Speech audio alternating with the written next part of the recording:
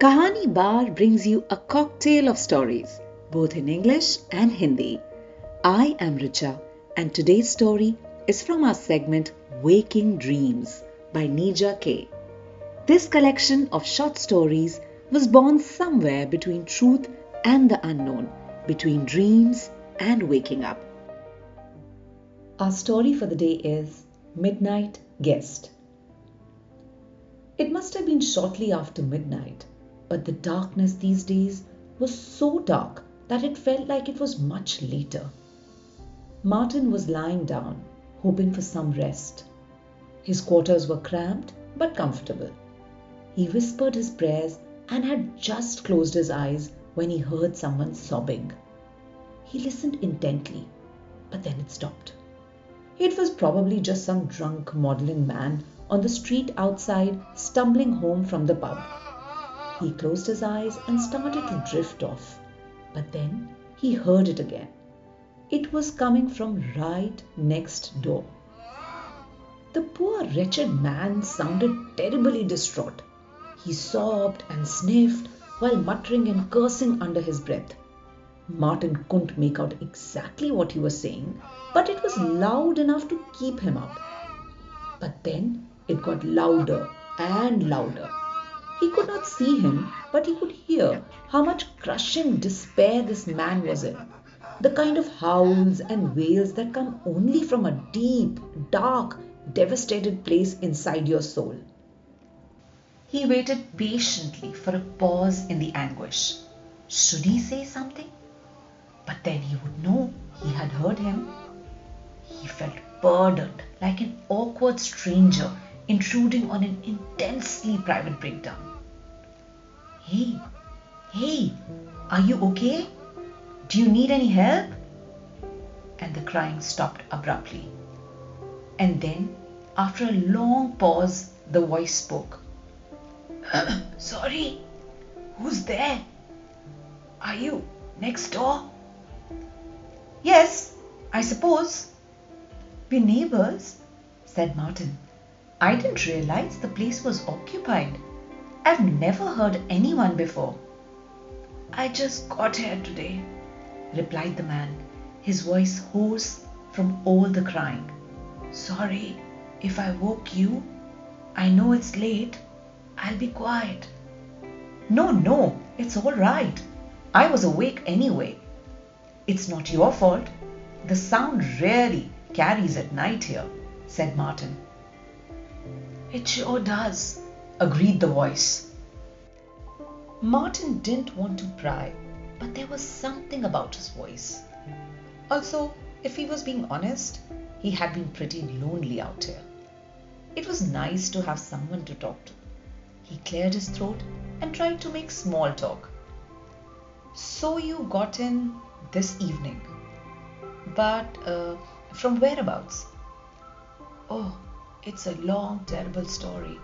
Not sure you'll want to get to know me after you hear it. Oh, I've got no place to go. Not tonight anyway, said Martin. I'm supposed to head out soon, but I'm waiting for something first. So go on, I won't judge you. You know what they say, sharing your secrets lightens your burdens. The new neighbor sighed heavily and said, I was in prison up north. They put me in solitary and then they moved me here this morning. Martin was now wide awake. For real? What did you do? There was a long pause. Martin thought he'd scared him off with his eagerness and curiosity. But then he heard him scoff. Have you ever been to prison, neighbor? Not your local lockup, but a proper penitentiary. Straight up, solitary confinement for days, with only a hole in the floor to crap in and no light, no air. It all blurs and your mind starts playing tricks on you. You breathe in the same air you just breathed out. And it's cold, so miserable and cold. You can't even stretch your legs when you sleep. Makes this place seems like the Ritz. I'm sorry, that sounds awful, said Martin. Drenched in self-loathing, the voice spoke sharply this time. Oh, don't go feeling sorry for me. I don't deserve your kindness or sympathy. I'm a horrible human being. I've done such despicable, shameful things. Martin sensed that this was getting dark, and suddenly he wished he'd just kept quiet and gone to sleep. But it would be rude now to leave this conversation, so he said, You don't have to tell me if you don't feel comfortable, you know. But his new neighbor kept talking like a runaway train now. I haven't slept in days, you know. Even though it was dark and solitary, I'd be wide awake, thinking and reliving it all and staring into the abyss.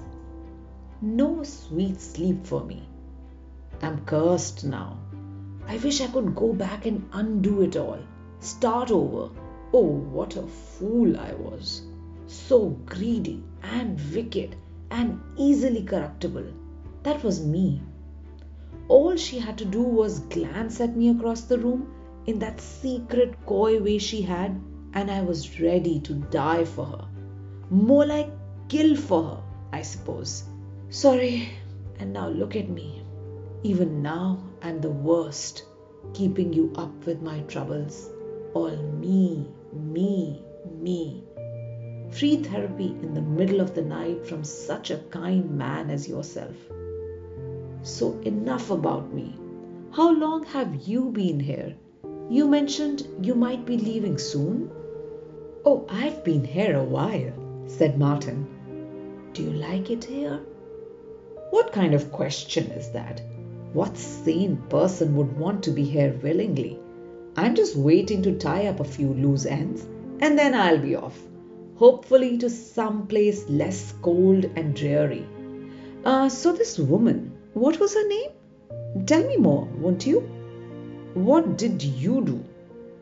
Why were you upset earlier? Why does it matter? It's all sickening and depraved. I don't want to ruin your night. Martin said, Oh, please, you may as well talk to me while I'm still here. And don't worry, I'm not easily distressed. You have no idea what I've gone through in my life. Nothing can shock me anymore. So go on. After a heavy sigh, the new neighbor spoke. It's so easy to blame it all on her. Was she wily and beautiful and cunning? Yes, but I was the idiot. I am the one who made all the wrong choices. It felt so alive, the trespassing and the secrets and the stolen kisses. It's like I was high all the time. I couldn't think straight through the fog of heady desire. She told me he was cruel, and I believed her. How could I? I'd known him since we were kids, running around in the woods. He wouldn't hurt a fly. So how did I believe that he could beat her? But she showed me these bruises. Oh, she was so good, leading me on, playing the victim, promising me the moon and the stars and a lifetime of those legs and that wild hair. But suddenly, so virginal and dignified in coat.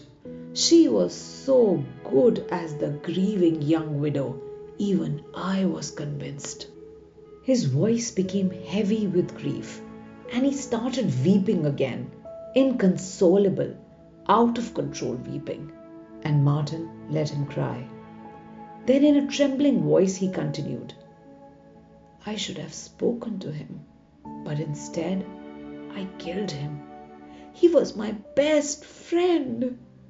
We were like brothers, and I betrayed him. I murdered him in cold blood. Sure, she played games and made me doubt him, planting little seeds of hate and jealousy and anger till it all boiled over. But like I said, she didn't do the murdering. I did. I am the one whose wretched hands picked up a rock and bashed his poor head in. with that rock. So I am the one who will rot in hell. I am the one who shall never be forgiven. I am a monster. Oh my God, I can still see the look in his eyes. I'm sorry. I'm sorry. I'm so sorry. He howled in agony. Martin felt the open bloody gash on his forehead. He felt no pain. He felt nothing anymore. Tears rolled down his cheeks in dirty streaks as he spoke now. Bobby, it's okay, my friend. I've been waiting for so long to hear you say this. Now I can go in peace. I had a feeling it was you. But when they put you in the ground next to me this morning, I wasn't sure. But I wanted to know the truth from you. Bobby's words came out in a jumbled stream of shock and emotion. Martin, I'm so sorry, Martin. Oh God, Martin, I deserve to die and suffer for what I did to you. Martin laughed wryly and said, Well, you can't die twice, my friend. I watched your burial and I heard your suffering. I got what I deserved, Bobby said. Justice is...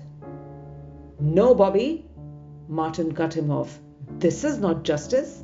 She's still out there alive and well, enjoying her freedom and my money.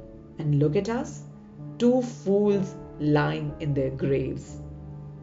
Martin, does your head still hurt? Asked Bobby. But there was no answer. Only silence. Silence of death. This is Richa signing off. Take good care of yourselves till I'm back with the next story.